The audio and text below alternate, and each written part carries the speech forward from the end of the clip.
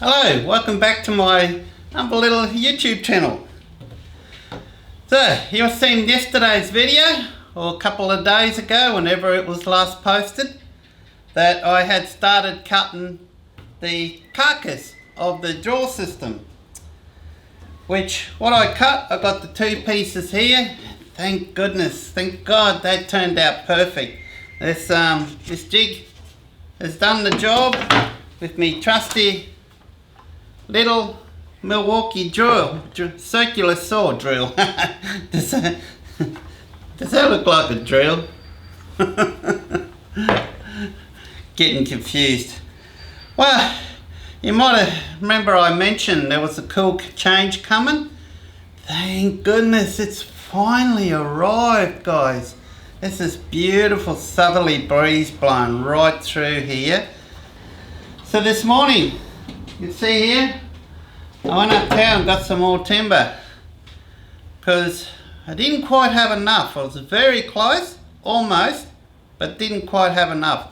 So I ended up buying a full sheet. We're not going to go anywhere near the full sheet. I got the guys there where I purchased the timber to cut it down for me because it wouldn't fit inside my Pajero. So I cut it down. So from these I'm just going to get the cuts that I need. So mainly what I need those for is for the ends, the sides of the drawers. So this morning I was also working out on the measurements, figuring out the measurements. I had a good look at the Dunn & Watson drawer system, and they were listed at what was it, 1524, I believe, if my memory serves me right. I've got it written down here, let me go check. Yes, that is correct, 1524. But that includes, if I recall, that includes the little latch. There's a latch that sticks out about 28 mils at the front. So the slides are not exactly 1524 long. So you got to take off. Actually, guys, I can't even remember. Let me go and measure. It's been a few hours ago I checked. Thank goodness I went and double checked. 1524 total. In length is a drawer slide, but then add another 28 mils to the end of that for the little latch that pulls out, which means I'm going to have to bring the drawer back a little bit to the car, but that's no problem. To the car, to the front, towards the front of the car, but that's not a problem because I allowed plenty of room in there. So my initial thoughts of 1555 is about spot on. So what I've done here is I marked these two boards at 1555. Now I asked the guys if they could cut these down to 1555. I had a look and they didn't cut them down to 1555. They cut them down about a centimetre left. So somehow I'm going to have to cut these down a centimetre. But I think I've got an idea on how I'm going to do that. See, I don't know. It's going to be tricky. See if I can manage to use this as a guide to run the saw against. So what we're going to do is cut these two pieces down to 1555. So what we got here is the carcass. It's the bottom on and the top on these carcass. And then that's it. That's the cutting done for those.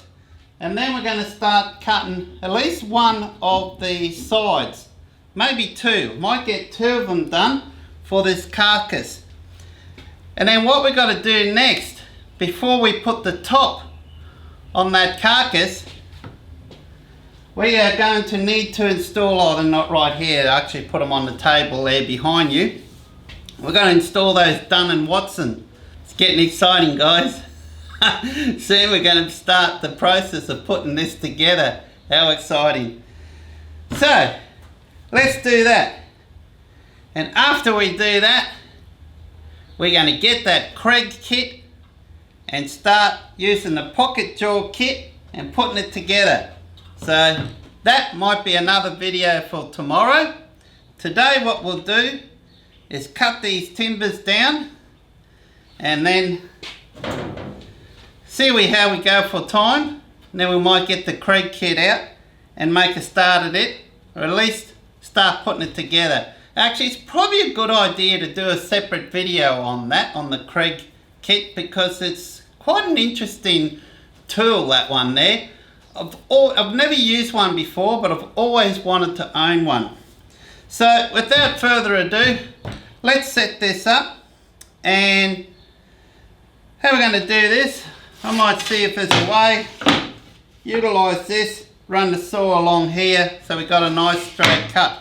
So let me get this bench ready. Let me get rid of some of the stuff that we don't need here so it's not in the way. And I'll grab the clamps, we'll clamp it down, and then we'll start cutting. Gee.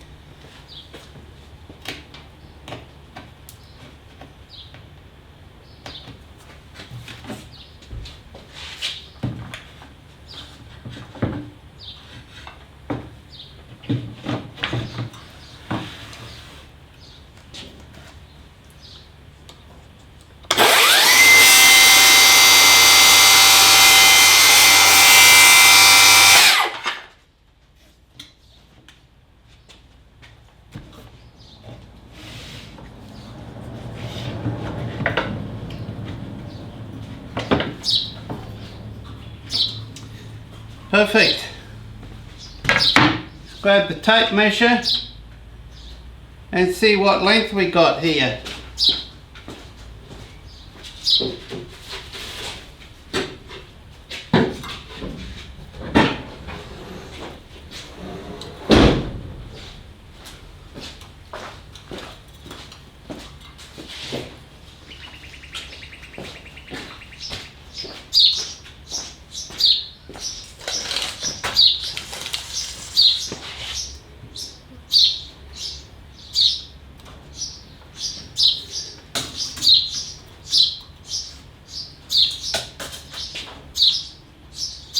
Alright, 1554. Okay, that's alright.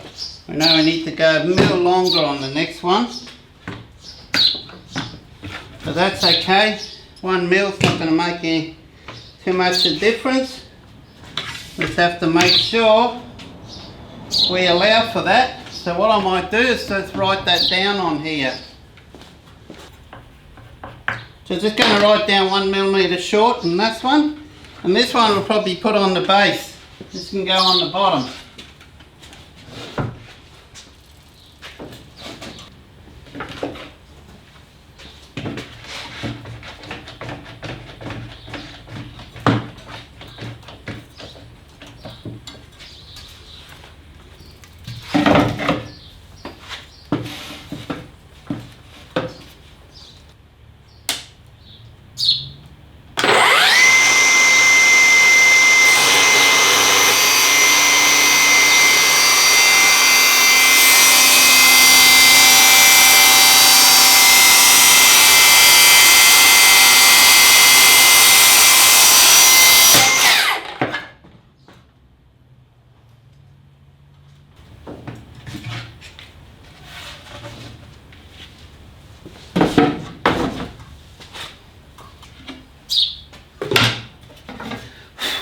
How do you reckon we went this time?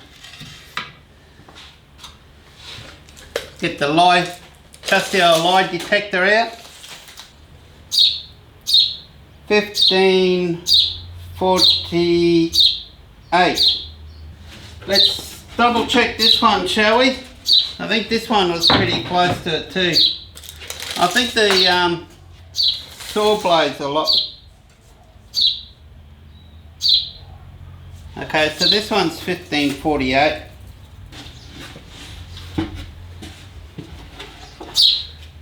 So that's one piece.